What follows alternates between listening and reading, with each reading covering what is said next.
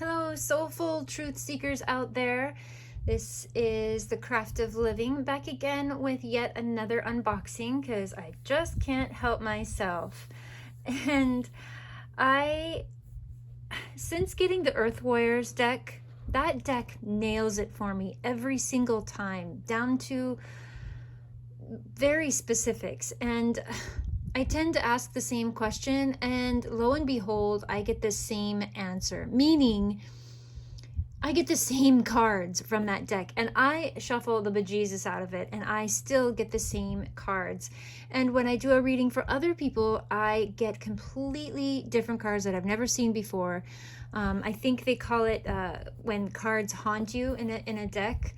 Well, that particular deck, and Alana Fairchild, her descriptions just really hit it home for me in the right moment and in the right time. So needless to say, I have wanted to branch out in some of her other decks, and I did just recently buy Sacred Rebels, which I absolutely love the premise of that deck. However, I must say it doesn't hit home with me as much as the Earth Warriors does, but I'm still warming up to it and getting my energy imprinted on the cards and seeing how it goes. But I love the visuals in there, and I do love the messages quite a bit, but I'm still playing with that one to see how it answers my questions. Sometimes I feel like it doesn't quite answer my questions, but that is also the way of Spirit doesn't directly answer your questions anyways. So I'm still getting my feet wet with that deck, but I still love it, love the visuals, very beautiful. Now, this particular deck, I was at a crossroads between, I was having a hard time deciding, because this book, she pairs up with Mario Duguay, and he has exquisite artwork. Now, I was about to get his other deck called Oracle of the Angels, and I was really torn between the two. And if any of you out there have Oracle of the Angels by Mario Duguay, let me know how it resonates with you, if it gives accurate readings. But I was really torn between this deck and the Mario Duguay deck because of this. Now, there are exact replicas of cards in this deck that are in the Oracle of the Angels deck by Mario Duguay. Pardon me if I am butchering his name. But there were very exact same cards, the same exact artwork in this deck as there was in the Oracle of the Angels.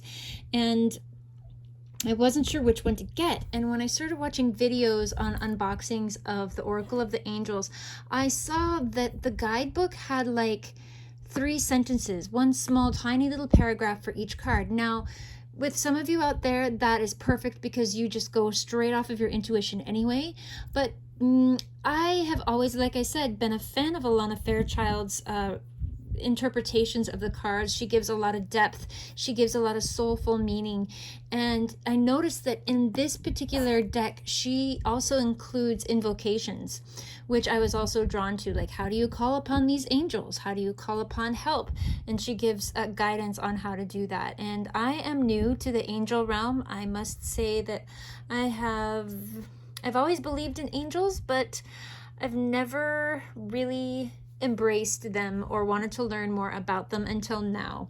So I think this is a really good starting point. It's a starting point for learning about angels and archangels. I'm very particular on the decks that I like. There are other ones by Diana Cooper that I was not drawn to. The images are too cartoony for me. But I looked at Mario's work and it was just exquisite. So I decided to get this one. Long story short, let me know if any of you out there have both decks, and which deck do you like more? Do you like the Lightworker Oracle, or do you like the Oracle of the Angels by Mario Duguay? But anyway, let's get to the unboxing and see what is inside. I am super excited about this deck, as I am every deck. And comes with her normal box. Let's check out the guidebook first. I'll show you any spreads there are inside. She does do card layouts. Just the one that I see so far. But she does have Are You a Light Worker, which I haven't seen in any of her other books before, and she gives some of the points there, which is kind of interesting. And I figured I do talk a lot about light working on this channel specifically, so how could I not at least try and get a light worker oracle? I did have a sense that it may have been a little bit gimmicky, being that this might be the hot topic right now, but this one came out in 2017. So it's been something that's been going on for quite some time, but I have noticed a big influx of this movement happening a lot more. Ascension, Lionsgate, all that kind of stuff that people are talking about. But anyway, let's take a look at one of their one of their definitions of the card. As you can see, it's 2 pages, and in the Mario Duguay book it literally was just like this first paragraph here, and that's it. and for me, I just wanted a little bit more, even though there were some cards in the Oracle of the Angels that were different than this deck that I really liked as well. But in the end, Alana won, and here I am. So and I did notice that she did include some shadow work in this book. I know that some other reviewers have said there was no shadow work done in this book, but she does have the Dark Angel in this one as one of them. As possibly could be dark shadow work. And then she does have Dark Night of the Soul, I saw as one of the cards in here. Dark Angel, there we go. And just some other ones that I saw, but anyway, let's get to the cards. Let's get to the good stuff. How do you guys keep your cards? That's just a question. I tend to keep mine in the boxes they come in, especially if they're hard like this. Do you keep them in a satchel? What do you keep them in? Leave it in the comments below. I want to see. And as always, you're not going to get a card by card pull through with me. Because I like to be surprised. I like to be surprised when I'm reading somebody's fortune or guidance. I like to be like, oh my God, I've never seen this card before. Look at that. It reinvigorates me and reinterests me in the deck at hand. So I kind of like to leave that. But the backs are beautiful. I noticed that. Beautiful source type of light. This was another card that was in this deck that wasn't in the Oracle of the Angels that I really liked, the Paradigm Shift. You think that you're walking through a door and that there's a door to handle, but you just walk through it. It's like it's in a different way than your linear mind could ever perceive, and I really liked this one a lot. Fourth Ray of Harmony. This was actually the card that I did not like. I don't know why. But I love the message, mind you. I think it's this guy in the middle. I don't know. I just wasn't resonating with it a lot. And I almost chose the other deck because of that. And yeah, but ultimately I think the message is more important. So unplug from mass consciousness, which is so important, especially if you are trying to shine your light the brightest, watching news right now, and pretty much mainstream media in general. Can really be a frequency or a vibration downer, and it takes kind of a bit, at least for me, to bounce back from that. So this is an important card to have and to be aware of. Star Child, this one was beautiful, and as well as this one, Wisdom of the Divine Feminine, which you guys, we are going into the balancing of the divine masculine and the divine feminine, the balancing of the linear, logical, scientific, mathematical mind and the masculine mind to the divine feminine heart, intuitive heart with emotions, feelings, and sensings and perceptions. So we are going to learn to utilize both of these powerhouses in our lives to work the best magic for us. That's what I really believe. So power of the divine masculine, perfect, because we just had the women of the divine feminine. So yes, I honestly do believe that we are in that right now. Eternal flow, but just look at his work. It's just gorgeous. Trust in the plan, which is something, like I said, I am working on, and it's a work in progress. But gosh, I mean, those waves, that just the translucency of the waves, the colors in the sunsets. These types of sunsets do exist. And I also like the astroplanetary influence in this particular deck too. Soul Child, this one is a little bit more simplistic.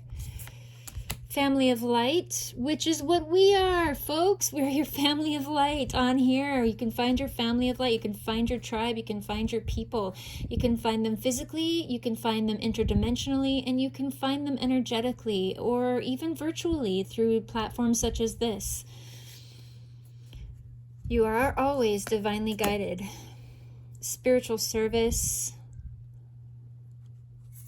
I really love this one. This is a card that is also in the Oracle of the Angels, which I really loved. There were some clenchers for me that I just had to have, and luckily they were included in this deck as well. And mind you, the original Oracle of the Angels was 2014, and this one is 2017. So this is some of his newer work, I would imagine, is included in this deck.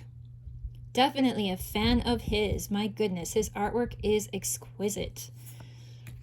The Pink Rose of Lady Nada. I don't know who Lady Nada is, but boy, does that look Edenistic, right?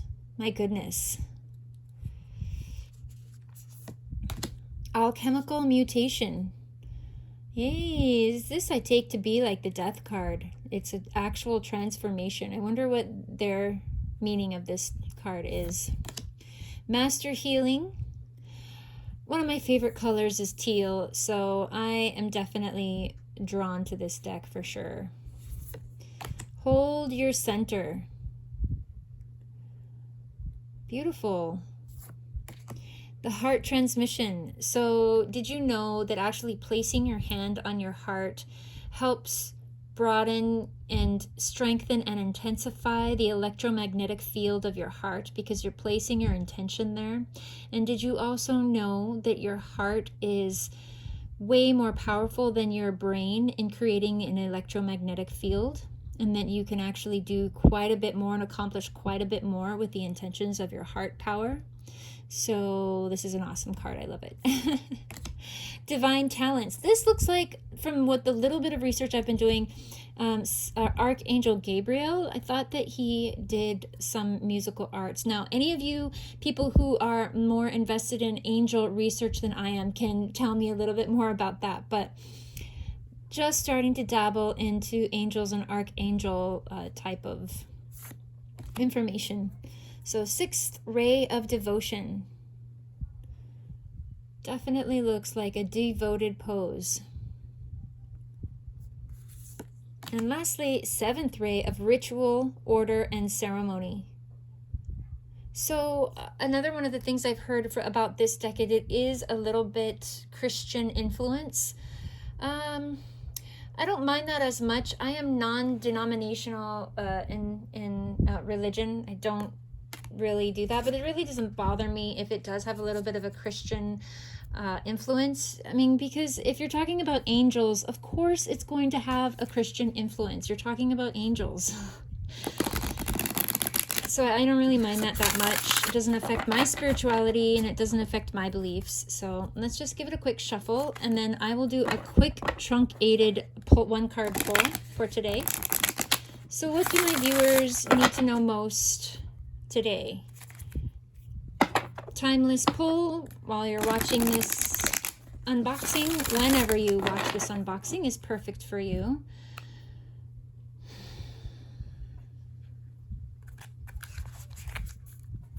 Bottom is Family of Light. Hey, that's what I said, isn't it?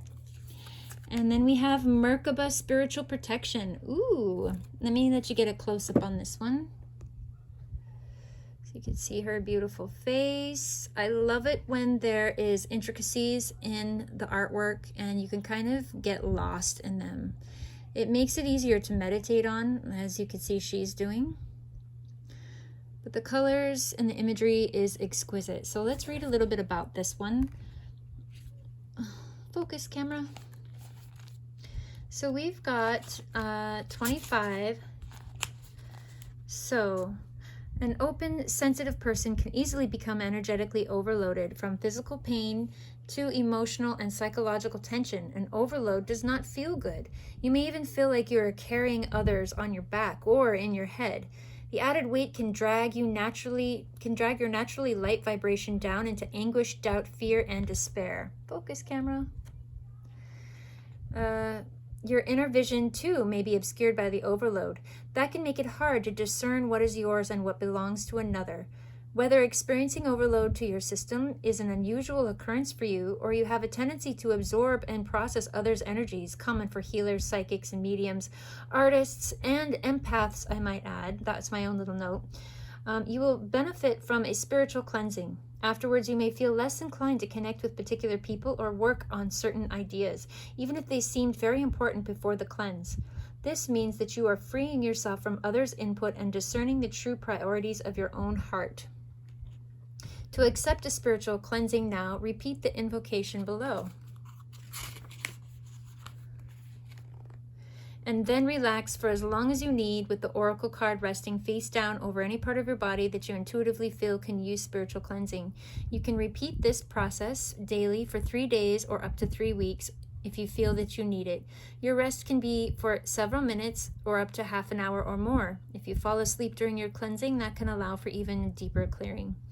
So they talk about it a little bit more and they go on. I'm not going to read it all to you for the sake of time, but I do love that. It is important for empaths and light workers and sensitives out there to reground and recenter yourself and remember where your center is, where your true self is. And it's so important to regenerate and cleanse that, because we can get lost in daily life so easily in other people's opinions and what you should do and what you shouldn't do, and guilt and shame and shoulds and all of that. So this is a great card for you guys. I hope it helps. I hope this review or this unboxing helps.